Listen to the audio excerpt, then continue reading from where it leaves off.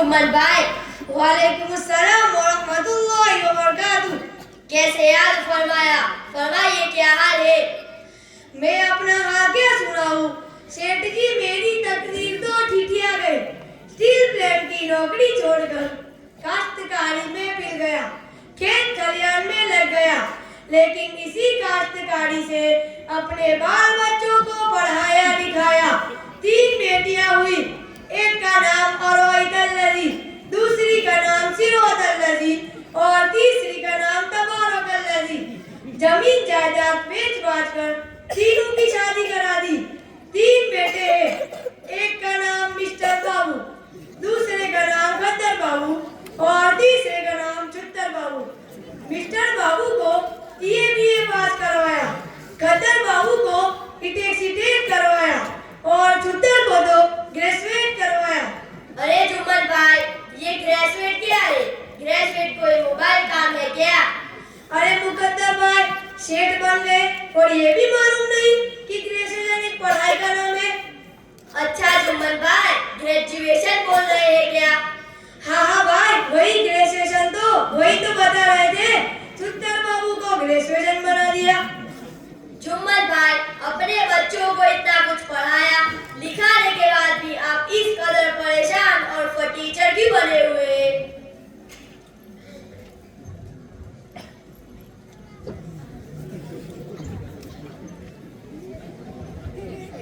अस्सलामु अलैकुम हाजी साहब, आइए आइए। अस्सलामु अलैकुम हाजी साहब, आइए आइए, तशरीफ लाइए। वालेकुम सलाम व रहमतुल्लाहि व बरकातुहू। शेख मुकद्दर खान, आपकी मिजाज शरीफ तो खैरियत है। जुम्मन चाचा जी कोई खास बात है क्या? खास बात तो ये होगी हाजी साहब, एक जमाने के बाद भाई से मुलाकात हुई, लेकिन ये खस्ता हाली को देखकर बड़ा सदमा हो रहा है। तो यही उनसे दरियाफ्त कर रहा था, जुम्मन भाई आप इस कदर परेशान और फटीचर क्यों बने हुए हैं? जुम्मन भाई बोलिए ना। क्या पता है सेठ साहब, बीवी मर गई, जमीन जायदाद बेच बाच कर सब बेटियों की शादी करा दी। अब सोचा था मिस्टर बाबू को बीए पास करवाया है तो उसकी शादी में 4-5 लाख रुपया आएगा, और खद्दर बाबू को बीटेक करवाया है तो उसकी शादी में 5 या 7 लाख रुपया हाथ लगेगा। दोनों बेटों की शादी करा दी, मगर दोनों तमसी कंजूस और जालिम निकले, कुछ नहीं दिया। अब तीसरा बेटा छुत्तर बाबू जो ग्रेजुएट डिग्री वाला है, उसकी शादी गंडीपुर के जगरू मियाँ की बेटी से कर दी है, लेकिन इस दफा हमने बाज़ाब्ता डिमांड कर दिया है कि हमारा बेटा ग्रेजुएट डिग्री वाला है, इसलिए आपको एक फटफटिया, एक सोने की अंगूठी, एक लोहे की अलमारी, एक भैंस, 2 बैल और 7 लाख रुपया देना होगा। लेकिन ये सब कुछ तय होने के बाद लड़की वाला टगर मगर करता है। अच्छा, तो ये टगर मगर कर रहा है, यानी टाल मटोल कर रहा है। उसका मोबाइल नंबर है, दीजिए तो जरा। मोबाइल नंबर तो है मगर याद नहीं है। दादाजान, मुझे याद है, दीजिए सेठ साहब। 712 92 11 420। आप जगरू मियाँ बोल रहे हैं क्या? मैं सेठ मुकद्दर खान। अस्सलामु अलैकुम। वालेकुम सलाम। जगरू मियाँ, तुम जहाँ कहीं पर भी हो मुझसे मुलाकात करो अभी। ठीक है, मैं आ रहा हूँ।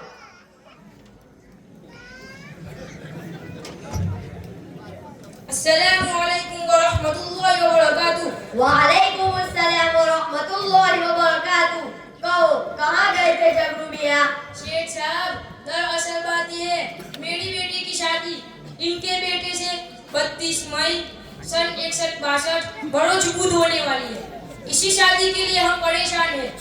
क्या बताए, बेटों की शादी कर दी, सब अपनी बीवियों को लेकर अलग अलग हो गए, जमीन जायदाद भी नहीं। इसीलिए जहेज का सामान तैयार करने के लिए छोटू भाई से 2 लाख रुपए लिया है, और कुछ लोगों ने चंदा किया तो 25,000 आया। बड़ा अच्छा मौका है, वैसे भी आपसे मिलने का इरादा था, आपने बुलाया तो मुझे बड़ी खुशी हुई, तो हम आपसे कुछ कहे? तो कहो, क्या बात है जगरू मियाँ? सेठ जी, कम से कम 20,000 चला देते तो हमारा कुछ काम हो जाता। अरे जगरू मियाँ, तुमको मालूम नहीं, हमारे घर में 53 आदमी का खर्चा है। उसके अलावा लोगों में खैरात करते रहते हैं। इसलिए मेरी तरफ से उम्मीद खत्म कर दो और जाओ जाकर कहीं से जुम्मन भाई की ख्वाहिश पूरी करो, क्योंकि तुम्हारा होने वाला दामाद ग्रेजुएट है। जाओ जाओ। सेठ जी, आप गुस्सा न हो तो हम आपसे एक बात कहें। आपके सामने जुबान नहीं खोलना चाहिए। छोटा मुंह बड़ी बात ऐसा लगता है। आप जुम्मन चाचा का बैल भिजवा रहे हो, कुछ दल्लाली की है क्या? खामोश हो जा झगड़ा। दो कौड़ी का आदमी नहीं, मेरे सामने जबान चलाता है। नहीं नहीं सेठ साहब, समधी साहब को माफ कीजिए। समधी साहब, सेठ साहब गुस्सा हो गए, आप यहाँ से टल जाइए, बड़ी मेहरबानी होगी। अरे जुम्मन भाई, तुम कहाँ फंस गए? मुझे तो बड़ा सदमा हो रहा है। आपका बेटा ग्रेजुएट है और ये लड़की वाला झगड़ू दो कौड़ी का आदमी नहीं, दहेज देने में इतना टगर बगर कर रहा है। मैं भी एक लड़की का बाप हूँ, मैंने भी अपनी बेटी की शादी की है। मालूम है आपको, लड़का सिर्फ मैट्रिक पास है लेकिन हैंडसम है, कुछ मांग छांग रहेगी। फिर भी मैंने अपनी बेटी को दहेज में बहुत कुछ दिया। Fridge, washing machine, AC, cooler, तिजोरी, 3 सोफा सेट, 1.5 किलो सोना, 3 किलो चांदी का जेवर दिया, दुनिया भर का सामान दिया। दूल्हा को एक BMW कार, एक बुलेट बाइक, 51,000 की शेरवानी, 17,000 का जूता और 3,000 की एक बंडी। अरे बस कीजिए, मेरे कान पिघलने लगे। अब तो ऐसा लगता है आंखों से भी खून बहने लगा। तौबा तौबा, अस्तगफिरुल्लाह अस्तगफिरुल्लाह। क्या हुआ हाजी साहब, इन सब बातों से क्या फर्क पड़ता है? हाजी शेख मुकद्दर खान, आपकी बात तो ठीक है। अल्लाह ताला ने आपको नवाजा है तो आपने अपनी बेटी को दहेज में बहुत कुछ दिया। ये जुम्मन चाचा लड़की वालों से इतना कुछ डिमांड कर रहे हैं। लड़की वालों पर सरासर हैवानियत और जुल्म है।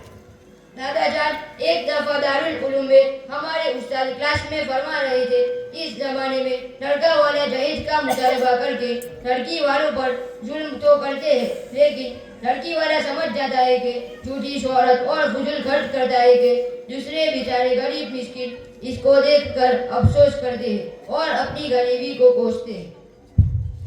खामोश हो जा, एक बालिश का लंबी लंबी बातें करता है। चुप रहिए हाजी साहब, आप आए हमें समझाने वाले, दूसरों को समझाइए। आपको मालूम नहीं है कि लड़के की शादी पर दहेज नहीं लिया है, ये लड़की वालों पर जुल्म नहीं है तो क्या है? क्या हमको मालूम नहीं है कि आपका बेटा न EA पास है, न BA पास है, न इंटेक सीटें और 8वीं क्लास फेल, फिर भी आपने दहेज में सब कुछ लिया है। Fridge, washing machine, AC, cooler, सब कुछ आपने लड़की वालों से जबरदस्ती लिया है, फिर भी आप लड़की वालों को धमकाते रहते हैं। जुम्मन चाचा, हमने तो थोड़ा सा ही सामान लिया है, वो तो लड़की वालों ने दहेज में दिया था। आपको क्या मालूम? जाकर हल जोतिए, घास काटिए और गोबर उठाइए। चुप रहिए हाजी साहब, होश में रहकर बात कीजिए, एकदम चुप हो जाइए। अगर आप हाजी साहब ना होते तो कल के कान पकड़कर भगा देता। अस्सलामु अलैकुम व रहमतुल्लाहि व बरकातुहू। वालेकुम अस्सलाम व रहमतुल्लाहि व बरकातुहू। खैरियत से जाफरी मियां? खैरियत तो ठीक है अल्हम्दुलिल्लाह, लेकिन ये बहसो मुबासा कैसे चल रहा है? कोई खास बात नहीं।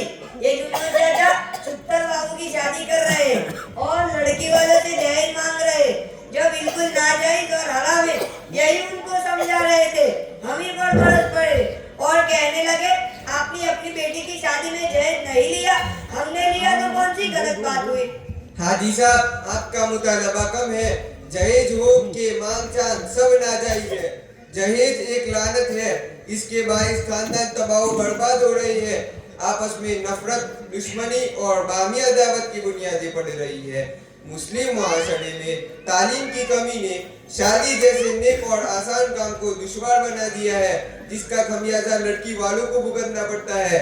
बसा औकात वालिदैन के पास सामान्य दहेज देने की भी ताकत नहीं होती, जिसकी वजह से खुदकुशी करने पर मजबूर हो जाती है। बस कीजिए जाफरी मियां, बस कीजिए। ये तो आपकी स्टेज वाली तकरीर हुई, लेकिन अब जमीन पर उतरिए और अपने गरीबान में झांक कर देखिए, यकीनन आप एक बड़े मियां आए। आपका लड़का चांद जानता है आपने अपने बेटे चांद की शादी में 3 लाख नकद और एक मोटरसाइकिल की मांग की थी। हाजी साहब, आपको गलत खबर मिली है। मैंने तो एक अठन्नी भी नहीं लिया। अगर यकीन नहीं हो तो समझी को बुलाकर पूछ लीजिए फोन, अभी बुलाकर पूछ लीजिए। अस्सलामु अलैकुम व रहमतुल्लाहि व बरकातुहू। वालेकुम अस्सलाम व रहमतुल्लाहि व बरकातुहू। आप जाफरी मियां के समधी बोल रहे हैं? जी हाँ, आप जहाँ कहीं भी हो स्टेज पर तशरीफ लाइए। ठीक है, मैं आ रहा हूँ। अस्सलामु अलैकुम व रहमतुल्लाहि व बरकातुहू। वालेकुम अस्सलाम व रहमतुल्लाहि व बरकातुहू। जी फरमाइए, हाजिर है खिदमत हूँ। बस इतनी सी बात दरियाफ्त कर लीजिए, आपके समधी जाफरी मियां ने जहेज की मांग की थी या नहीं? समधी साहब ने तो नहीं कुछ कहा था, लेकिन उनके बेटे चांद बाबू ने किसी दोस्त के जरिए फोन करवाया 3 लाख रुपए और एक मोटरसाइकिल लेना होगा, वरना मेरे मालिक बहुत नाराज हो जाएंगे। वो आपको खुलकर नहीं दे सकते, इसलिए उस मौके से हमको बड़ी परेशानी लायक हो गई थी। लग रहा था हार्ट फेल हो जाए, मगर मैं थोड़ा बेटी वाला करता, क्या न करता। लॉकडाउन की वजह से सारा धंधा चौपट था। खैर खुदा खुदा करके कल याजरे पर सारा इंतजाम करना पड़ा। बेटी वाला तो वैसे भी कहीं का नहीं रहता और जायज नाजायज सब दौड़ा रह जाता है। दादा जान, आप तो जाहिर है, खेती बाड़ी में लगे रहते हैं तो मालूम नहीं, लेकिन ये जो हाजी साहब और बड़ी मियां सभी लोग जहेज की मांग करके लड़की वालों को नर्क में डाल रहे हैं और ये मालूम नहीं हो रहा है कि सही क्या है और गलत क्या है। कितना अच्छा होता कि हम अपने उस्ताद मोहतरम मुफ्ती साहब को बुलाकर सही मसला मालूम कर लेते हैं, क्योंकि हम लोग मुसलमान हैं, अल्लाह और रसूल को मानने वाले हैं, आशिक रसूल हैं। कहीं ऐसा ना हो कि हमारा कोई अमल अल्लाह की नाराजगी का सबब बने। खोदा, तुम्हारी बात तो ठीक लग रही है, चलो बुला लो अपने मुफ्ती साहब को। अस्सलामु अलैकुम व रहमतुल्लाहि व बरकातुहू। वालेकुम अस्सलाम व रहमतुल्लाहि व बरकातुहू। हजरत मुफ्ती साहब, मैं आपका शागिर्द नजीब बोल रहा हूँ। कौन अजीब, क्या हाल है? हजरत मुफ्ती साहब, एक जरूरी मसला दरपेश है, अगर आप तशरीफ ले आए हो तो बड़ी नवाजिश होगी। मैं आ रहा हूँ। अस्सलामु अलैकुम व रहमतुल्लाहि व बरकातुहू। वालेकुम अस्सलाम व रहमतुल्लाहि व बरकातुहू। कौन अजीब, क्या मसला है? हजरत मुफ्ती साहब, ये मेरे दादा है, खेती बाड़ी करते हैं, मेरे चाचा की शादी है, इसमें दहेज की डिमांड कर रहे हैं और लड़की वाला बड़ा परेशान है। ये हाजी साहब है जो कहते हैं दहेज लेना नाजायज है, ये जाफरी मियां है जो कहते हैं दहेज लेना नाजायज है, लेकिन मेरा ख्याल है कि ये सिर्फ इन लोगों की जबान पर है। सच ये है कि हाजी साहब और बड़े मियां जाहिर है, ये भी दहेज लेते हैं और ये भी दहेज लेते हैं। आप बताएं सही क्या है? हाज़िर मजलिस, निकाह नबी सल्लल्लाहु अलैहि वसल्लम और तमाम अंबिया की निहायत पाकीज़ा सुन्नत है। निकाह नामे 2 गवाहों के सामने इजाब व कबूल का, ना बारातियों की लंबी कतार, ना जहेज, ना उम्दा से उम्दा खर्चे, बल्कि निहायत आसान है। निकाह की सुन्नत हुजूर सल्लल्लाहु अलैहि वसल्लम ने फरमाया, खुलासा है कि यानी वो निकाह असर है, ज्यादा बाबरकत है, जिसमें इखराजात कम से कम हो। जहाँ तक सवाल है दहेज का, तो महज एक रस्म है, शरीयत में उसकी कोई हकीकत नहीं है। मुफ्ती साहब, आप तो जहेज का भी रस्म बिदअत बता रहे थे, ये सुन्नत नबी नहीं है। आकाए मदनी सल्लल्लाहु अलैहि वसल्लम ने अपनी प्यारी बेटी फातिमा को भी जहेज दिया था। खामोश है, आपके जैसे हाजी साहब ने अवाम का दिमाग खराब कर रखा है और जहेज को सुन्नत नबी करार देकर पूरे मुआशरे को तबाह बर्बाद कर दिया है। ये सरासर आप जैसे लोगों को गलतफहमी है। जहेज सुन्नत नबी नहीं है, नबी सल्लल्लाहु अलैहि वसल्लम ने कतअन जहेज नहीं दिया है। वो तो हजरत अली रज़ियल्लाहु तआला अन्हु ने महर की रकम बेचकर घरेलू अशिया का नज़्म करवाया है। सीरत का मुताला कीजिए और ज़हन और दिमाग से जहेज का कीड़ा निकाल कर बाहर कीजिए। बहरहाल में ये कह रहा था कि जहेज शरअन किसी तौर से जायज नहीं है, कुतुबे फिका और फतावा से भी जायज नहीं है कि लड़के या लड़की वालों से लेन देन करना हराम है। किताब में लिखा है कि औरत को इस बात पर मजबूर करना जायज नहीं कि वो शोहर के पास जहेज लेकर आए। फतावा शामी में इस लेन देन को रिश्वत करार दिया है। रसूल अकरम सल्लल्लाहु अलैहि वसल्लम ने रिश्वत लेने और देने वालों पर लानत फरमाई है, बल्कि आप सल्लल्लाहु अलैहि वसल्लम ने फरमाया रिश्वत से परवरिश पाने वाला जहन्नमी है। जब मोहम्मद अरबी सल्लल्लाहु अलैहि वसल्लम ने उनके लिए तजवीज़ फरमाया और शादियों को हर तरफ से सादा रखने का हुक्म दिया, सुन्नत नबी सल्लल्लाहु अलैहि वसल्लम अंजाम देने का हुक्म किताब और सुन्नत से साबित है, उसी पर तमाम मुसलमानों को अमल करना चाहिए। इंशाअल्लाह मुफ्ती साहब माफ कीजिए, हम जहेज नहीं लेंगे। आपने हम लोगों की आंखें खोल दी। इंशाअल्लाह हम आज करते इन जैसी बुरी लानत से हमेशा बचेंगे। अस्सलामु अलैकुम व रहमतुल्लाहि व बरकातुहू। वालेकुम अस्सलाम व रहमतुल्लाहि व बरकातुहू।